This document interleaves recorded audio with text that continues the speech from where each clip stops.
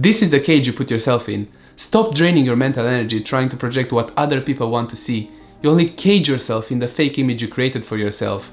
And more than that, you'll find yourself not being able to enjoy life. After years of dabbling with this idea, I've seen countless examples of myself and others falling into this trap, and I've discovered that the quality of relationships and life in general can be severely affected by being even slightly inauthentic. If you are at the stage of your life where you had enough heartbreaks from not being authentic, if you're feeling exhausted by the constant upkeep of your persona, or if you're just seeking a much more fulfilling life, then this video is for you. So today I'm going to show you how authenticity plays a vital role on our overall state of mind, what's wrong with being inauthentic, what to do when people dislike us, and a quick trick to always be authentic. So recently I started rewatching the first seasons of the You Netflix series. I won't spoil too much here, but it's about a serial killer, Joe, who ends up putting loads of people in cages. I started drawing parallels between this and real life, how we constrain ourselves by trying to make everybody like us.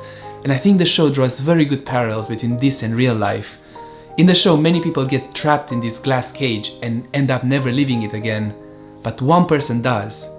And this person survives, and it's because of something they did while they were in the cage. But before we continue the story, I want to talk about inauthenticity. This is when we say or do things that do not align with how we feel internally.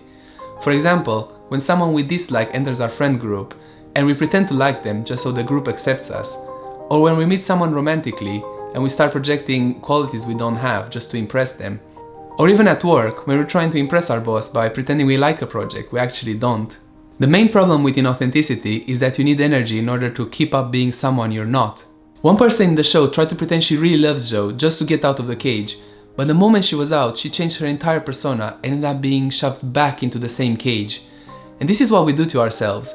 Every time we're inauthentic or do something that doesn't align with how we feel internally, we get shoved back in the same cage we built for ourselves.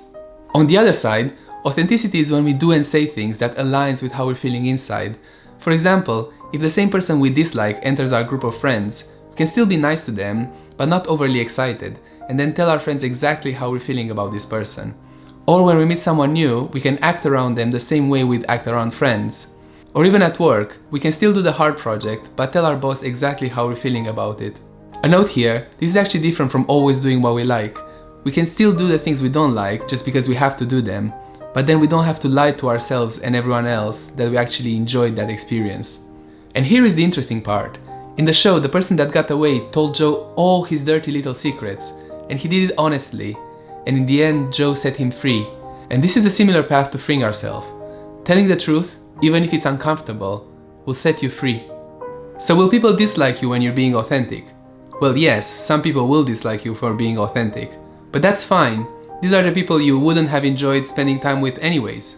Inauthentic people have loads of acquaintances, people that neither like nor dislike them. They don't really have many people who dislike them, but on the same side of the coin, they don't really have people who really love them. Or if they have people who really like them, maintaining the persona is really exhausting and can lead to disastrous situations later on.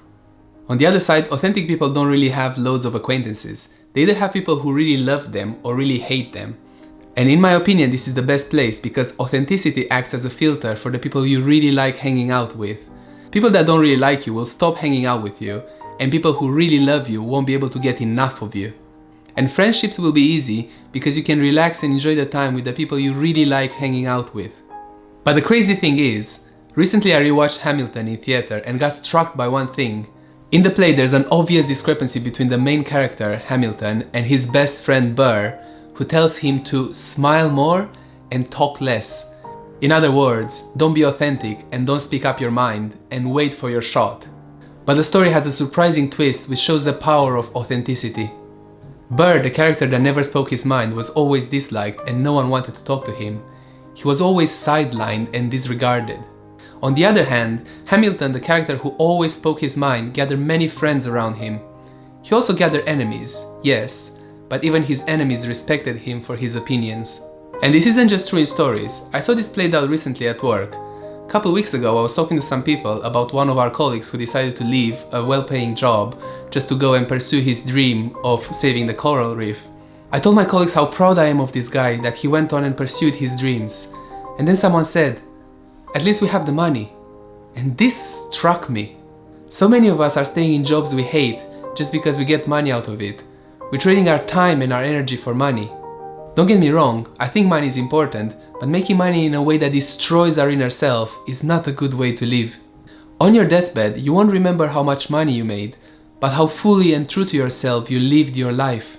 I met my ex-colleague a couple weeks ago and he seems happier than ever. I'm so proud of him for living a life he enjoys, doing the things he loves. So how do we break free from our own cages? I've got a simple trick for you, and it's quite easy. And the trick here is to start looking out for moments where you say something that doesn't resonate with you, and immediately follow it with, "Oh, actually I lied. The truth is something else." You think that the person you're just talking to will feel upset because you just lied to them, and here lies the trick. By admitting you lied, the person will start trusting you even more, and you will deepen the connection you have with them.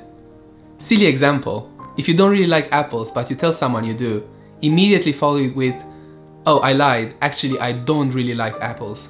Actually I hate apples."